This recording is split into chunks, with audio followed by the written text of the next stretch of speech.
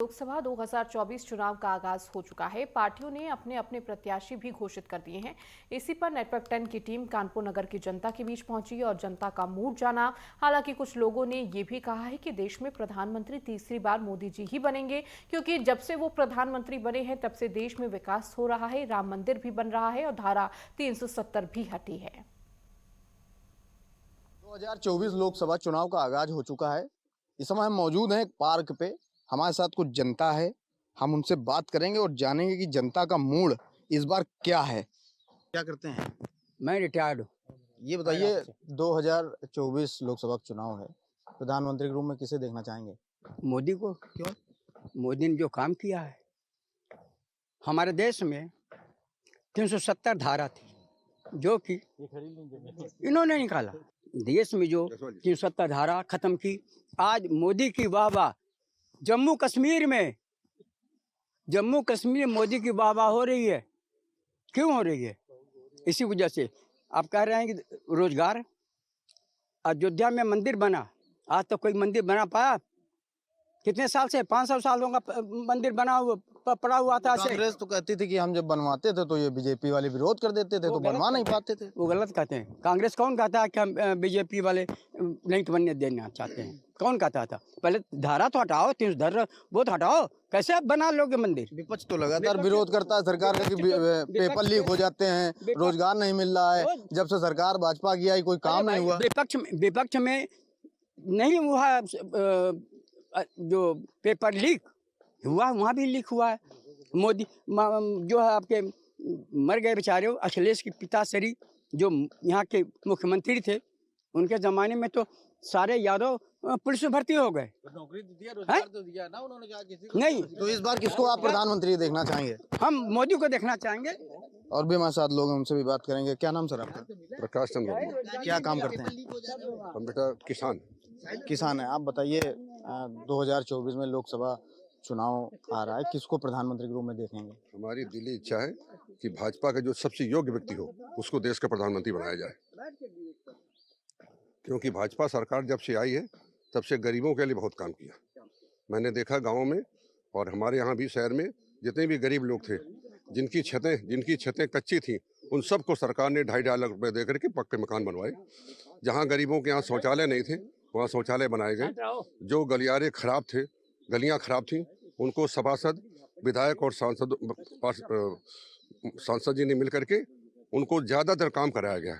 ये अलग बात है कि अभी कुछ काम नहीं हो पाए हैं, लेकिन ऐसा भी गलत नहीं है कि सरकार ने काम नहीं किया है। अच्छा, तो विपक्ष तो कहती है कि भाजपा सरकार जब से आई विकास ही नहीं हुआ। विपक्ष का बेटा काम ही होता है कि काम करोगे तब भी बुराई, नहीं करोगे तब भी बुराई। जो शासन में होता है वो काम करता है, उसी की बुराई लोग करते हैं, और जो काम करेगा नहीं उसकी क्या बुराई होगी। तो इस बार किसकी सरकार? हम चाहते हैं भाजपा की ही सरकार बने। और भी हमारे साथ लोग, हमसे बात करेंगे। क्या नाम है बाबूजी आपका? शिव कुमार शुक्ल। क्या काम करते हैं? हम सेवानिवृत्त हैं।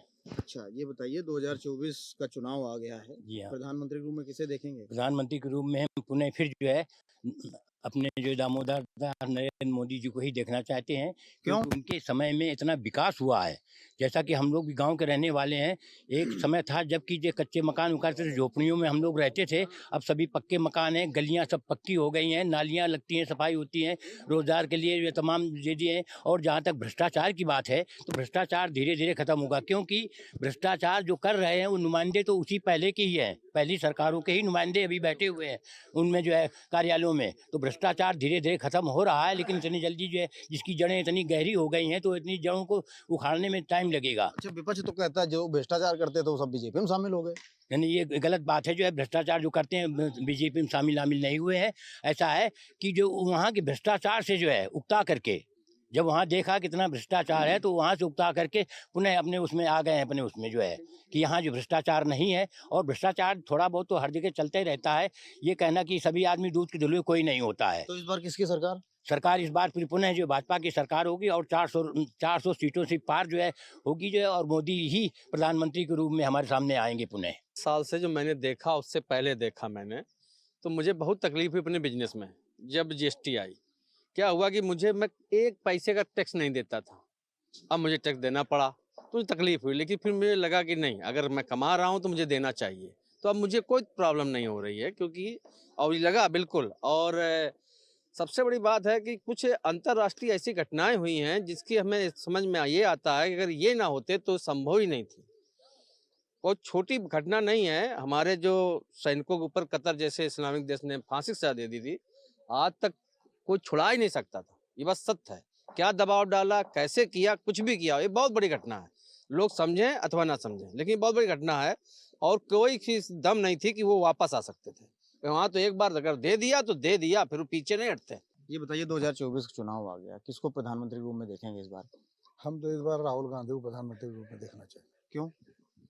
क्योंकि राहुल गांधी ने जो पैदल यात्रा करके लोगों में जन जागरूकता फैलाई है और लोगों को इनके अधिकारों से अवगत रूबरू कराए कि आपके क्या क्या अधिकार है और क्या हनन हो रहा है।